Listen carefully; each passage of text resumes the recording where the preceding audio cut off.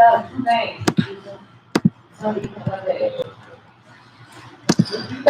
Shante Brown Sugar Talker to Black Unicorn Starling.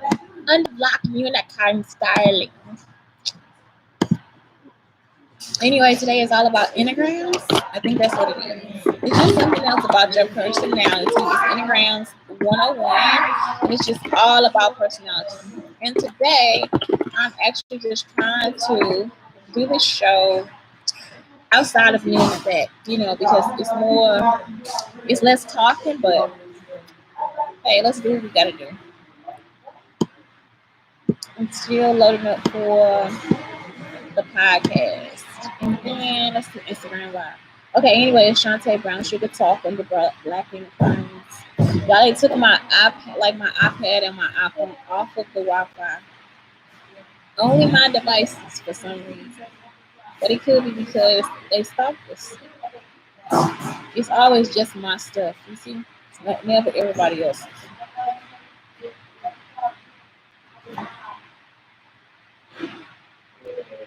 They forget that my family is nasty. That my grandmother cooks and never washes her fucking hands.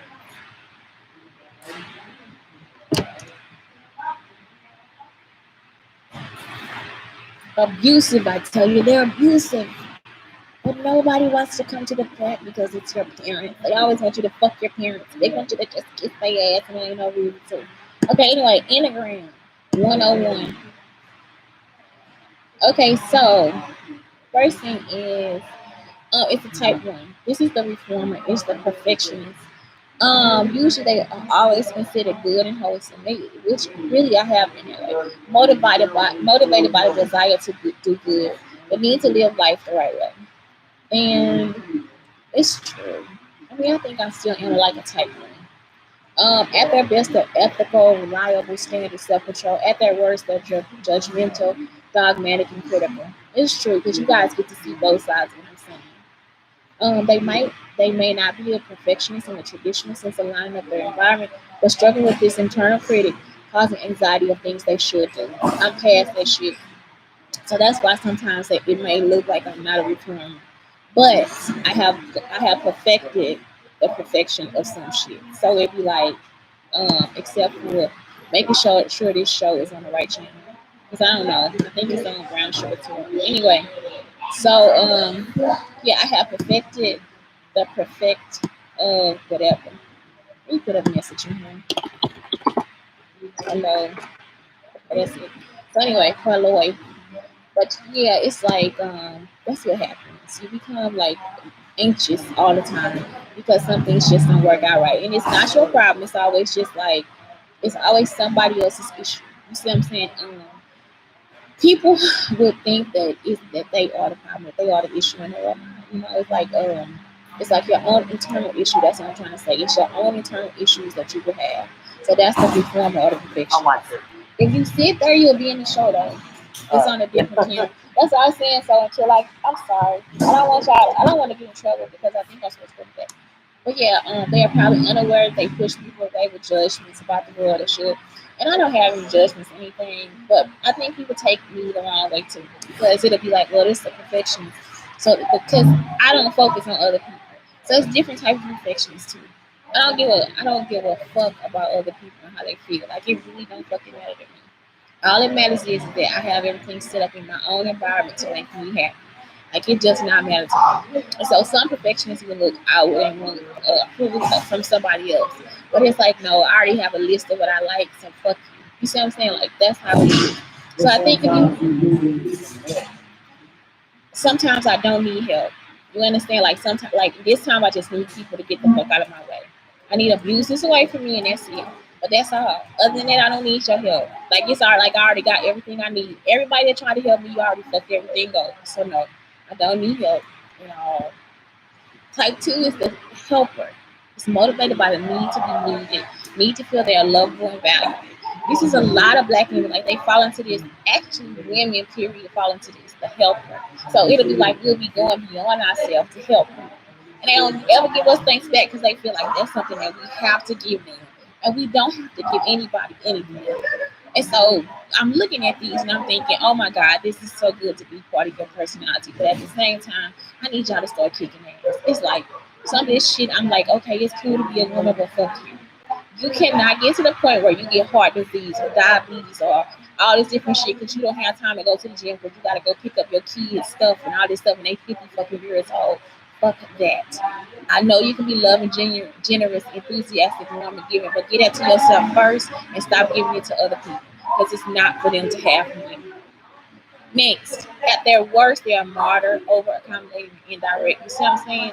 Because you would then start to have this personality where you want to please people, but you don't want to. You see what I'm saying? It's like the wanting to please will take over, override. You'll need to take care of yourself. So take care of yourself first. Even if you are help yourself the fuck first. Fuck these people. But two may not realize that they are putting themselves in a service role to others as a way to feel valuable. What you say now? What you say again, so I can put in the show too. What you say? You said what now? Okay, he said that's true. That's true. They may not even realize that throughout their serving, they are creating a relationship where they are needed and hoping to also be served in return. You see, so that's the part because some people may feel like that they don't want to serve you. Because that's when they start to give you the stereotypes. You fat, you black, you ugly, and bitch, you ain't nothing but beautiful. So instead of them returning the service, they'll start to, if they use you for anything, they'll start to make a negative connotation towards you. So then, therefore, you still not getting the help you need, even when it is that you need to help, even after you help somebody else. So yes, it's cool, but now start to take over your own life and help yourself first, and still be a helper. You see what I'm saying? Be motivated by the need to help yourself first. Don't steal, don't kill, don't rob. I'm saying because some people do it. Some people would try to use this and try to say because they already manipulate us. You see what I'm saying? So the other side of this is you could have a helper, but it really could just be a manipulator. You see what I'm saying? So anyway, that's it.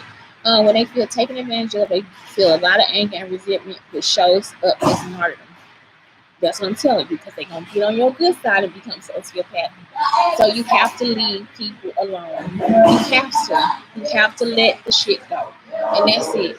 So it's like if you help into a point where you are losing yourself, stop helping. The achiever or the performer. I'm like this too. So listen, this is what I turned into. Motivated by the need to be successful. It's not that what I'm successful, but now I'm reveling in my success. It's not a joke. I want some money. I need some money. Believe that their value lies in their achievement. I'm not saying that that's my most valuable thing, but hey, proof is in the pudding, bitch.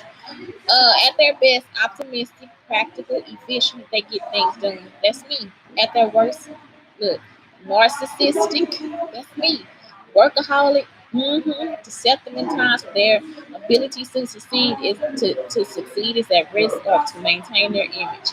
I'm talking about bitch, I will dog your ass out. Don't fuck with me. Like it's like if I think you trying to mess up my reputation or who I am, I don't give not two fucking fucks if I fuck you over or not. Because at that time, that means that you don't give a fuck about me. So yes, I am. I am. I'm bullshit. A struggle the three will have is identifying who they are from and what they do. They have difficulties getting in touch with their own thoughts and feelings. That's not me. For success comes as an expense of your feelings. And it's not something that I feel. It's something that I know. So it just be like that's why I be like, bitch, if I'm better than you, say fuck you, bitch, and get on out the fucking home because I ain't got time for you. So that's it. Number three. Sorry, y'all. I'm just giving y'all the ghetto version of what I'm talking about. Okay, type four, the individualist, the romantic, the creator. See, I'm this person too. Motivated by the need to be themselves, to understand their feelings, and to be understood. Oh my God. At their best, they are warm and heart centered, introspective. They want to contribute something unique to the world. They're willing to deal with the hard stuff and find the deeper purpose. Fuck the hard stuff. I'm tired of that shit because somebody else is pushing it on me and it ain't nothing I need to be dealing with.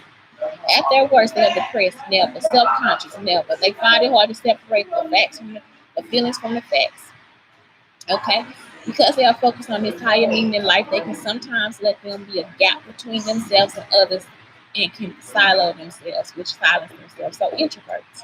And guess what? That's okay too. Boys may not realize that they get wrapped up in themselves and their own thoughts. It's an introvert. It's okay. Make sure you get them space. Type 5, the observer, the investigator. This is just not me. I do not like me and the other people business. Motivated by the need to be capable, self-sufficient, to know everything. At their best, they are analytical, wise, objective, and perceptive. At their worst, they are arrogant, distant, and critical. Okay, this is another type that can really get into their own head. They will focus more on their thoughts and knowledge rather than feeling and deeper meaning like a fool. They even substitute feelings for facts. They are at risk of alienating themselves because they conserve their energy and knowledge. They are worried about these things being depleted. It's I think that could be true for a lot of people because what happens is that if the energy I'm saying what I'm saying is I don't think it's true. I think that when a person focuses on themselves, they don't and alienate themselves. It's like they don't want to get a wrong conversation to the wrong person.